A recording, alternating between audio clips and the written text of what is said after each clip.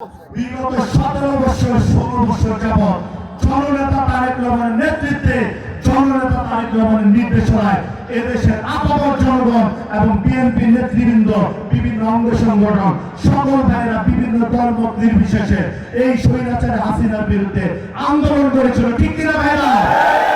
সে আন্দোলনের নাম কি? গণতান্ত্রিক আন্দোলন, ঠিক আছে?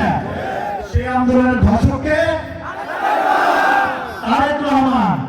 সেই গণতান্ত্রিক আন্দোলনের ঘোষণা দিয়েছিলেন জননেতা তারেক রহমান, ঠিক কিনা ভাইরা?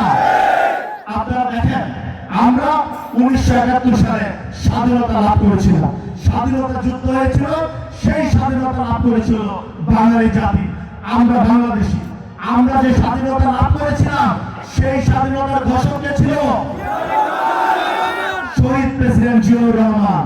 শহীদ প্রেসিডেন্ট জিয়াউর রহমান সেই স্বাধীনতা যুদ্ধে সর্বোচ্চ ভূমিকা রেখেছিলেন এবং নিজে যুদ্ধ করে এদেশ স্বাধীন করেছেন এদেশের জনগণকে নিয়ে এবং এদেশের স্বাধীনতা ঘোষণা দিয়েছিলেন, ঠিক কিনা ভাইরা? আবার এই স্বৈরাচারী হাসিনা, রাক্ষসী হাসিনা সরকার এদেশের স্বাধীনতা হরণ করেছিল। সেই স্বাধীনতা আবার নতুন করে সেই স্বাধীনতা যে রক্ষা হয়েছে, অর্জন হয়েছে, সেই স্বাধীনতার রূপকার কে?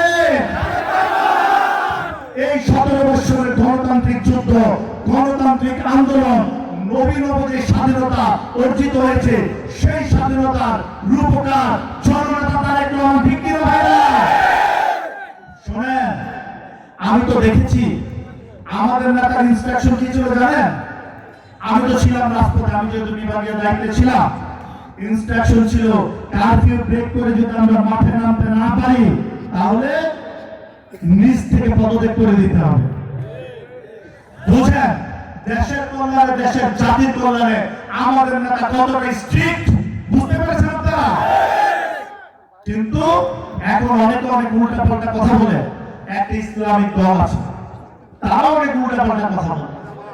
আচ্ছা বলেন তো, আজকে এই উল্টা পাল্টা কথা অনেকে যারা বলে তাদের মুখে এই ধরনের কথাবার্তা মানায়? আমার কিন্তু হাসি পায়, আপনাদের হাসি পায়?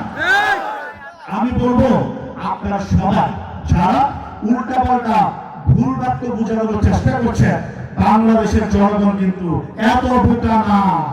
তারা কিন্তু বুঝে, তারা জানে তাদের নেতাকে, তাদের জন্য কে করেছে, কে না খেয়ে না ঘুমিয়ে একত্রতা ঘোষণা করে দেশ ও জাতির জন্য, দেশ ও জাতির কল্যাণে কাজ করেছে।